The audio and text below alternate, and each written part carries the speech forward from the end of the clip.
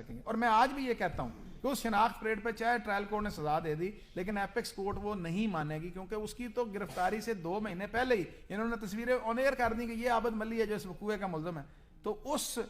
मुदैया ने अगर उसको शनाख्त कर लिया तो उस शनाख्त परेड की वो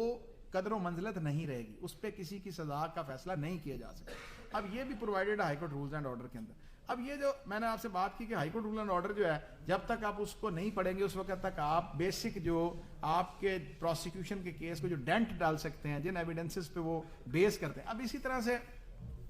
एक और चीज आपसे शेयर करूंगा डाइंग डेक्लेरेशन के हवाले से। अब डाइंग डेक्लेरेशन का अगर आप चैप्टर देखें, डाइंग डेक्लेरेशन के चैप्टर में आप जब तक CRPC के साथ उसको मिला के नहीं पढ़ेंगे। अब 174A एक प्रोविजन आप नोट कर लें, कभी पढ़िएगा। 174A CRPC में उन्होंने ऐड कर दी लेजिस्लेचर ने कि जो भी कोई शख्स या औरत कैरोसिन ऑयल से, पेट्रोल से अगर जला दी जाएगी तो उसका अगर डाइंग डेक्लेरेशन जो रिकॉर्ड करना है तो उसके लिए स्पेशल प्रोसीजर उन्होंने प्रोवाइड कर दिया। क्या प्रोसीजर प्रोवाइड किया कि डॉक्टर रिकॉर्ड करेगा या मैजिस्ट्रेट साहब को बुलाएंगे, वो रिकॉर्ड करेंगे। 2 सील बंद लिफाफे बनाए जाएंगे, एक सेशन जज कंसर्न को भिजवा दिया जाएगा, एक SP साहब को भिजवा दिया जाएगा। और जब एविडेंस होगी उस वक्त उनको डी सील किया जाएगा, और उस एविडेंस को अगर इस प्रोसीजर के तहत रिकॉर्ड किया गया तो फिर ये डाइंग डेक्लेरेशन है, अदरवाइज इट इज हेयरसे एविडेंस।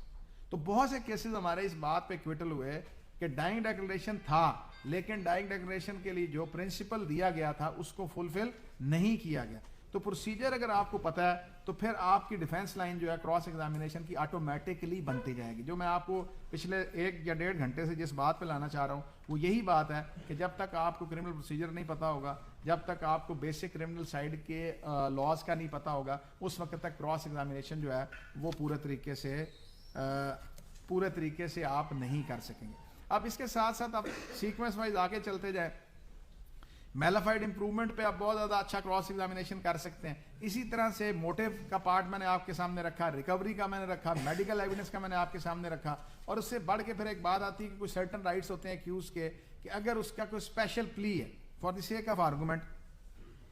कि उसकी प्ली है कि वो जुवेनाइल है, जुवेनाइल जस्टिस सिस्टम के तहत ये जुवेनाइल जस्टिस एक्ट आ गया, उसके तहत उसके सर्टन राइट्स हैं, वो राइट्स आप तफ्तीशी की हद तक एक्सरसाइज कर, उस पर आप क्रॉस एग्जामिनेशन करते हैं कि देखें ये जो है इसका ये बर्थ सर्टिफिकेट आपको पेश किया था, आपने सिर्फ और सिर्फ प्रोसिक्यूशन को फायदा देने के लिए इसको जुवेनाइल डिक्लेयर नहीं किया, आप उसको वो डॉक्यूमेंट उस पर पुट करते हैं। मतलब अगर आपके वो सर्टन राइट्स हैं। फिर इसी तरह से आप अगर आपकी प्ली ऑफ एलावई हो सकती है for the sake of argument at the time of allied occurrence, आप यहाँ नहीं थे, आप दुबई थे, आपकी ट्रैवल हिस्ट्री आपका एक डॉक्यूमेंट है, वो आप डॉक्यूमेंट पुट कर सकते हैं। अब इसी सीक्वेंस के अंदर अगर आप for the sake of argument आप डिफेंस लॉयर हैं, लेकिन आपका एक्यूज्ड आप कोई स्पेशल प्ली अपनी लेना चाहता है, वो 340 सब सेक्शन 2 में ऑन ओथ आना चाहता है। अब वो ऑन ओथ अगर आ जाता है तो उस ऑन ओथ आने पर उसका सीक्वेंस ये बनता है कि आपके खिलाफ जो आप आ रहे हो एज ए विटनेस, उस पर क्रॉस एग्जामिनेशन दूसरी साइड से होना है, वो उसको आपको तैयार करना पड़ता है। इसी सीक्वेंस के अंदर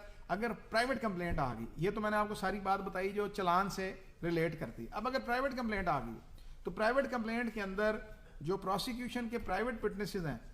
कंप्लेंट में, वो तो आ जाएंगे वो PWs के तौर पे, लेकिन जो बाकी सरकारी जितने गवाह हैं वो सारे CW आने, और वो CW जब आएंगे तो CW आने वाला विटनेस जो है वो दोनों पार्टीज के पास राइट है टू क्रॉस एग्जामिन, कि वो प्रोसिक्यूशन भी उनको क्रॉस एग्जामिनेशन करेगी और आप भी उसको क्रॉस एग्जामिनेशन अगर आप चाहते हैं तो आप कर सकते हैं। तो इस सीक्वेंस के अंदर ये क्रॉस एग्जामिनेशन का चैप्टर जो है, फिर आर्टिकल आप 132, 33 आप पढ़ेंगे जो बेसिक लाइन है इसकी, और इसी सीक्वेंस के अंदर के जो अगर फॉर द सेक ऑफ एक एग्जामिनेशन चीफ जो प्रोसिक्यूशन रिकॉर्ड करती है तो आप उस पर क्रॉस एग्जामिनेशन करते हैं। और अगर प्रोसिक्यूशन